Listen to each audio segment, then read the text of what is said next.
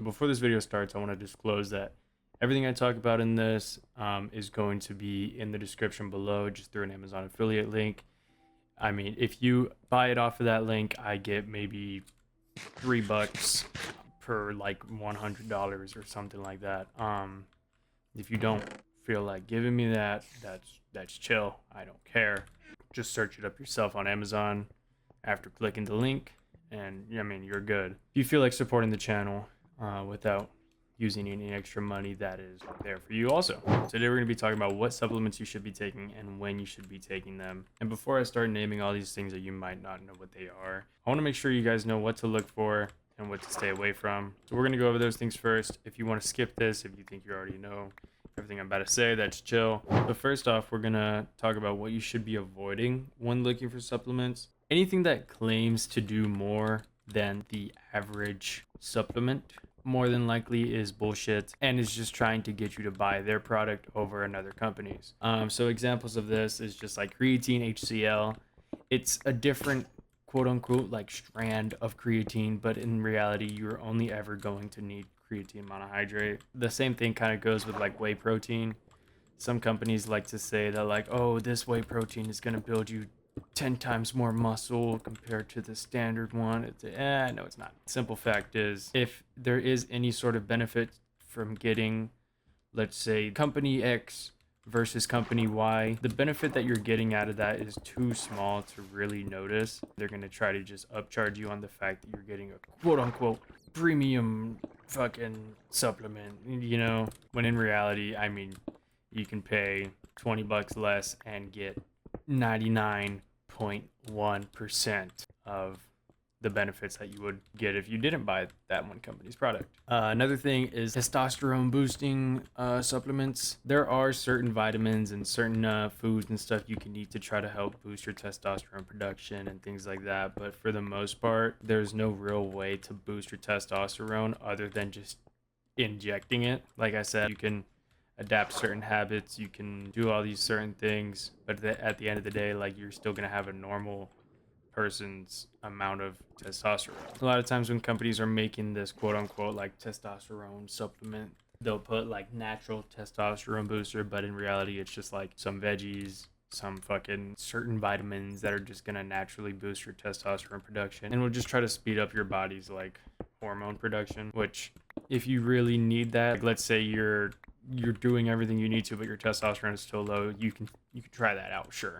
But for most people, that's just something you're not going to want to put in your body for no reason. Anything that's overly advertised for women, I don't know how many women view my videos, but if you do, this is for you. So anything that will just say creatine for women, women's creatine, woman approved creatine, more than likely it's just your standard creatine monohydrate with a different sticker put on it. All they're trying to do is just capitalize off the fact that you think women need a different kind of creatine, or that the regular creatine is going to mess with you in this way or that way. They're just trying to capitalize off of people not knowing what they're really buying. Now, I'm not going to sit here and pretend that there's like certain vitamins that a guy is efficient in that a girl is not efficient in. I mean, that's a completely different thing. But for things like creatine, things like whey protein, there's no difference in whether it's for a guy or a girl or somebody who decides to be neither.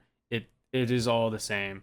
We are all human, and your body will respond to it. There's just no reason to spend that extra $5-10 because it is, you know, quote unquote backed by women, which could just be a lie. When buying these supplements, things that you actually want to pay attention to and things that are actually going to be worth your money. And it's going to sound a little bit unbelievable to some people, but it's just your standard supplements. For creatine, all you need is creatine monohydrate. If you get something with some flavoring in it, I don't, you know, there's just, it has the flavoring in it. That's completely fine. Another thing you can just go basic on is just like whey protein. You don't need anything really special as long as you find, like, you know, a flavor that you like, or even if you are the kind of person to just go with the unflavored stuff and add your flavoring later, that's completely fine too. Just so long as it's whey protein and isn't some other strand claiming to give you 20% more gains, when in reality it only gives you 0.2% more, and they charge you 50% more, you know? Another thing is vitamins. I touched on this earlier, but like, girls and guys also have different things that they need to be efficient in or are naturally efficient in. For instance, a girl's going to be going through her menstrual cycle, and like because of that, during that time, you're going to want to maybe consume some more iron or some more meats that contain iron and just be hydrating more compared to a guy that just doesn't have to deal with that kind of thing. Another thing to look out for is if something's third party tested. That's usually a good sign that like they aren't selling you some random bullshit. They also get extra points if like they share the third party testing results. And I feel like that's really important in terms of like transparency and what is actually in the whatever supplement you're getting, because ultimately you're going to be putting that in your body. So bonus points if they have something along those lines. And then the last thing is just look at the reviews. I mean, nothing is going to tell you more than somebody's mom who bought this creatine for her son and he loves it, and you know, or like even this random lady you've never met in her life started taking it, hasn't seen any bad side effects, things like that. Like things where, I mean, you know it's a genuine person that you are at least listening to or hearing out. Oh my god, holy fuck. So now that we have all that out of the way, we can start going into actual supplements you shouldn't be taking and when to take them. Oh my god. Holy shit. So we're going to start off with the baseline supplements. So this is just going to be things that you're going to be taking no matter if you're bulking, cutting, doing neither, not lifting at all, not doing any sort of activities at all. It's just things to have in your body that are, I mean, ultimately going to improve your quality of life. So first off, I mean, I mentioned it a shit ton earlier, creatine. I mean, I could probably talk about creatine's benefits and what it does for your body and all these things. And I mean, there's even more studies coming now that like taking up to 10 grams instead of the regular 5 grams is more beneficial towards your cognitive functions. I mean, even if you're just taking the 5, like you're still going to get some of those cognitive benefits. But apparently 10 grams is better because it disperses the creatine evenly or something like that. I don't know. I'm not a doctor. I'm just a guy that reads some stuff from doctors. Take with that as you will. This is a little bit in the future, but with creatine, you do need to be drinking at least a gallon of water every single day. This is challenging if you don't have the system set up correctly. I like to just carry around a half gallon with me. It's not too large. I mean, it is big. If I'm walking around, I have one less free hand, but I mean, that's really it. If you want, you can get one of those big ass Stanleys that's just tall as fuck, big as fuck. Whatever it takes to get you that 128 ounces in per day.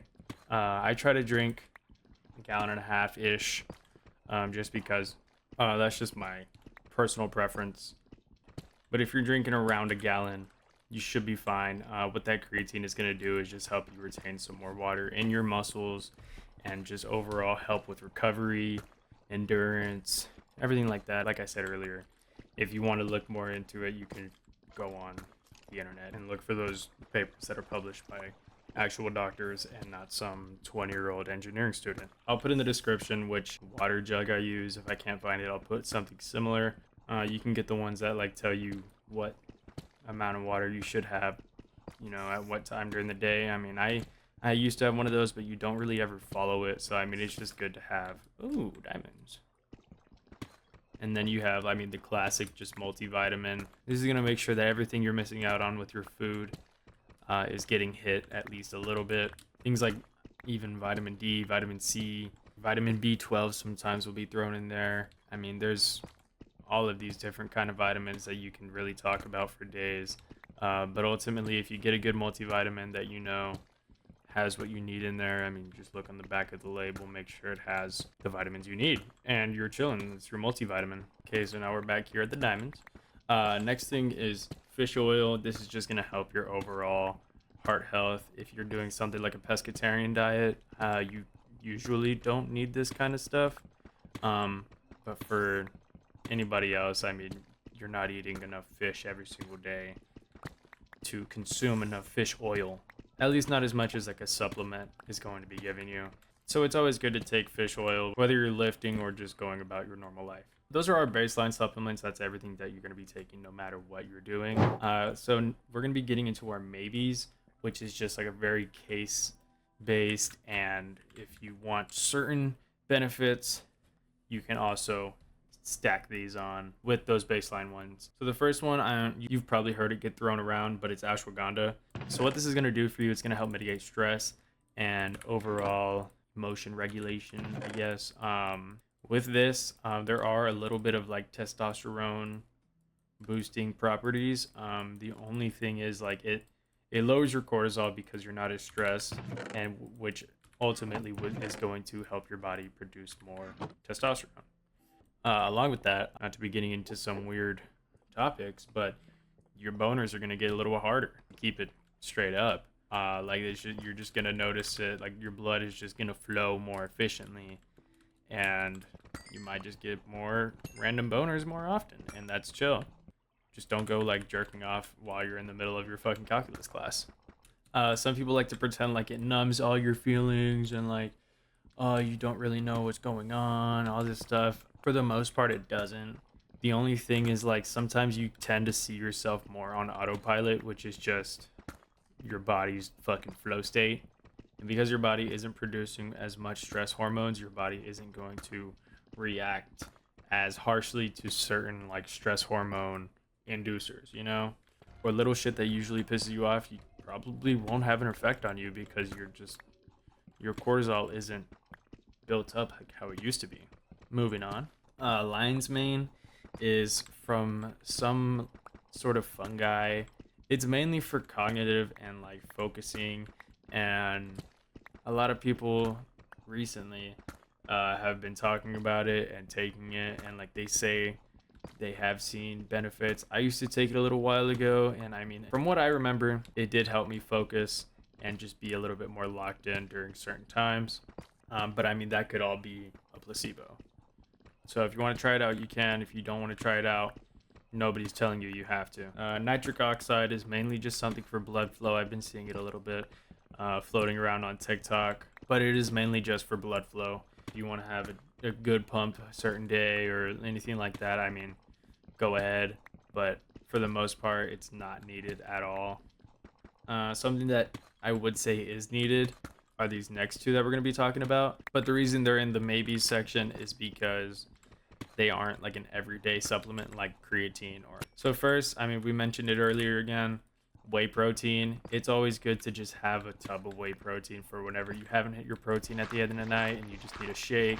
Or let's say you don't feel like cooking and you just want to get your protein in real fast, make a shake, or even just have a quick breakfast. Anything like that where you just need to substitute a meal, it's good to have some whey protein just laying around. Usually it's going to be like 130 calories for about 25-ish grams of protein. If it's any higher or any lower, you should probably reconsider that protein you're getting. Next is magnesium. This is going to help you stay asleep, be asleep longer, and also help you get into a deeper state of sleep. And sleeping is when you recover. So you want to make sure that you're maximizing the recovery from whatever you're going to be giving your body, whether that's in a bulk or in a cut. You want to make sure that you're maximizing these things for your body. Moving on, we're going to be talking about supplements you should be taking in a caloric deficit. Now, these next two lists aren't going to be very long because being in a deficit and being in a surplus, you usually don't have to change up much, but there are things that could help you. So while you're in a deficit, you're going to have less nutrients for your body, and therefore you're just going to be more dehydrated. What you're going to want to do to combat that is just drink electrolytes. You can get like a pack of liquid IVs. You can get supplement companies like Rise, I know for sure does it, where they have a mix of electrolytes in a tub where you can just take it out, put a scoop in your shaker, and go on about your day. The next thing is fiber. I don't see a lot of people really talk about this because I mean it's kind of uncomfortable, but fiber is super important in a deficit. I mean, reason number one, you shit better. Like simply, you take better shits. It helps with digestion. I mean, obviously you're gonna be shitting better. Your digestion is automatically gonna be working a lot better than it would without it. I've gone on aggressive cuts where I'm eating a good amount of just grilled chicken and there's not a lot of fiber in that, and I go take a shit later and it's just straight liquid. If I were to have something like fiber in my body, that would make it less liquidy, you know? And it also helps with just feeling full. Your body is just gonna feel a lot more full when you eat something with fiber compared to something without fiber. And then lastly, This has been more recently that people have been taking it, and I have taken it before, so I'm going to recommend it. L-carnitine, I believe, really does help you in a deficit because what you're doing is you're reaching into your fat storage for energy. This is ultimately going to help you lose more of that fat and ultimately more weight. The only thing with this is you have to hydrate a little bit more because you're going to be sweating a lot, even doing things that you wouldn't think. Your palms might even just be a little bit more greasy than usual, but you still just need to hydrate to make sure your body has the water and the electrolytes that it needs. And the last thing is just fruits. During a deficit, people forget that fruits have sugars in them. Like, they get to the point where they feel like shit. They don't know why they feel like shit. It's because all they're eating is chicken and rice, and they haven't had any sort of natural sugar in days, you know? So fruits like fucking strawberries, pineapples, fucking blueberries. Not sure if a grape is a fruit, but grapes are honestly fire too, especially if you have that hand to mouth fixation like a lot of people now do. It's fun to just pick them off the little vine and eat them. Keep it straight up. It's a little bit fun. So now we're going to move into the caloric surplus supplements. To get it out of the way, we're going to talk about mass gainers. They can be useful. I just wouldn't rely on it as a meal. I would rely on it the same way you rely on like whey protein, just like a last resort. You want to try to get all your food in through Whole Foods and things like that. But if you really aren't able to, there's nothing wrong with getting 3-4 scoops of that mass gainer and just drinking it throughout the day or drinking it in a few hours before bed. And they're usually just carbs and a little bit of protein, which isn't going to kill you. So it's completely fine. And then you're going to start noticing a trend with these surplus supplements. But intra-workout carbs are pretty good for just replenishing your carb intake and making sure you have enough energy to finish your workout. And while you work out, you're going to be using up some of these carbs. So why not replenish them during the usage? I mean, it's the same concept as like refilling your car while it's at half a tank of gas.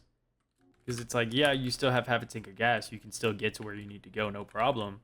But whenever you get to where you need to go, you are back at half a tank of gas or even 0.65 tank of gas, you know? And then you still have this extra room left where you can go fill up more gas, or in this case, eat some more food. Instead of, I'm going to use up all of my gas during this workout and I'm going to go home, fill up all my gas at once. While yes, it is still going to give you the same fullness, but rather than filling up this one time, you get to fill up 2 times, and your overall system, your overall body is just going to feel better because of that. Now, the last one is dextrose, which is post-workout carbs. I mean, dextrose is just a supplement that is just a bunch of carbs that are easy for your body to digest. You can do this by just eating a rice cake whenever you get back in your car. You can do this by having a meal for you ready as soon as you get home. Dextrose is just a certain supplement that is just full of carbs, and you can put it in a shake, mix it up, drink it, boom, carbs. And your muscles need the carbs to be able to recover. So this is what's going to boost that recovery speed. It's like putting a Band-Aid on a cut. As soon as you get the cut, you're going to be able to stop a lot of bleeding. You're going to be able to stop the infections from happening. That's pretty much what you're doing by taking dextrose after your workouts. Like I mentioned at the beginning of this video, it's not sponsored, but if you do wish to support the channel and you like anything that I talked about, you're considering purchasing some of these things, there is Amazon affiliate links in the description. If you want to get something but you don't want to support the channel, that's chill. You don't know me, I don't know you, and you can just look up the Amazon product after clicking that link. Yeah. That's all I got for you guys today. I hope you guys have a great day, and I'll see you later.